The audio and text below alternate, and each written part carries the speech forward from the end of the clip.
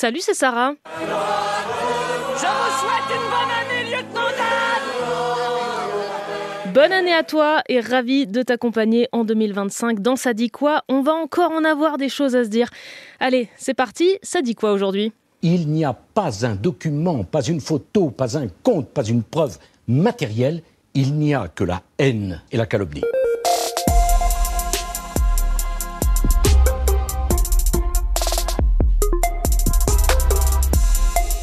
C'est un des grands procès de cette année 2025, la 3e affaire qui vise l'ancien président Nicolas Sarkozy et ça concerne sa campagne électorale de 2007 qui aurait été financée par la Libye, alors dirigée par Mouammar Kadhafi.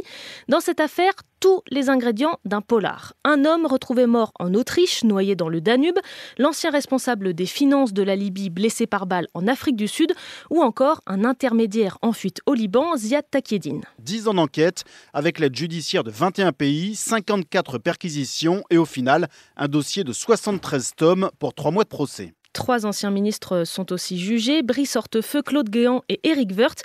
Il y aurait eu en fait un accord, un pacte de corruption entre Nicolas Sarkozy et le régime libyen, des fonds pour la campagne et en échange, tout ce qu'il faut pour redorer le blason de Mouammar Kadhafi, en refaire quelqu'un de fréquentable sur la scène internationale. C'est Mediapart qui avait révélé cette affaire en 2011, notamment ce journaliste, Fabrice Arfi. L'enquête a documenté l'existence, notamment grâce à des traces bancaires, de paiements et de contreparties. Mais les enquêteurs n'évaluent pas précisément le montant total des fonds libyens. Quelle indignité! Nicolas Sarkozy, lui, a toujours nié, mais il risque jusqu'à 10 ans de prison. Pendant les vacances, il a déjà été condamné à porter un bracelet électronique pendant 1 an. Nous sommes sur le service public. C'est une honte. Un influenceur algérien a été arrêté ce dimanche à Montpellier. C'est le 3e en quelques jours. En effet, ça n'arrête pas. Son pseudo, c'est Doualem, près de 140 000 abonnés sur TikTok. Et dans une vidéo, il appelle à s'en prendre à Mohamed Tadjadit, un militant anti-régime algérien. Cet être humain, normalement c'est à vous, le peuple, de vous occuper de lui. Le peuple algérien, attrapez-le et donnez-lui la mort. Les 2 autres interpellations ont eu lieu vendredi dernier, aussi après la publication de vidéos sur TikTok. L'une à Brest. Zazou Youssef est en prison et sera jugé le 24 février pour apologie du terrorisme. L'autre à Grenoble, Imad Tintin, comparé aujourd'hui pour provocation directe à un acte de terrorisme. Il avait appelé à brûler vif, tuer et violer sur le territoire français. Ça ne t'aura sûrement pas échappé, mais c'est la rentrée ce matin. Enfin, pour toi, si tu habites dans l'Hexagone.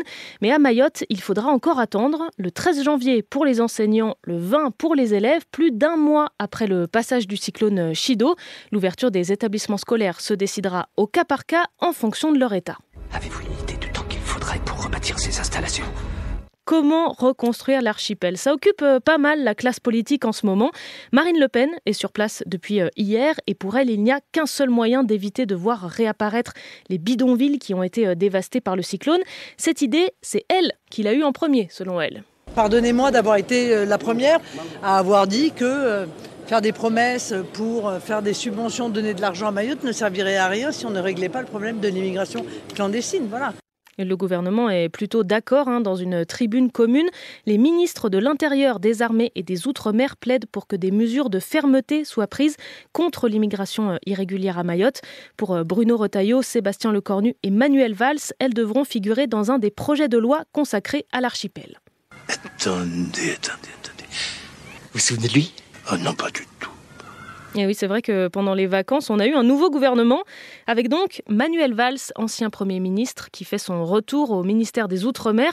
Gérald Darmanin revient aussi, mais à la justice. Elisabeth Borne à l'éducation. Je voulais t'emmener en Allemagne ce matin sur les pistes de Garmisch-Partenkirchen. La sauteuse à ski allemande Selina Freitag est arrivée première des qualifications de la Two Nights Tour, une nouvelle compétition féminine, l'équivalent de la tournée des 4 tremplins. Mais dans une interview à un média allemand, elle raconte avoir reçu comme récompense du gel douche, du shampoing et des serviettes, alors que les hommes reçoivent plus de 3 000 € pour une victoire en qualif. Ah, Oui, on est très loin de l'égalité salariale là. La fédération a expliqué qu'il n'y a pas encore de prime en argent pour les femmes sur cette compétition et admet que la meilleure solution aurait été de ne rien donner. Avant de te laisser, il me reste juste assez de temps pour te parler de la razzia du film Emilia Pérez de Jacques Audiard aux Golden Globes cette nuit. 4 trophées, meilleur film international, meilleure comédie, meilleure actrice dans un second rôle et meilleure chanson pour El Mal.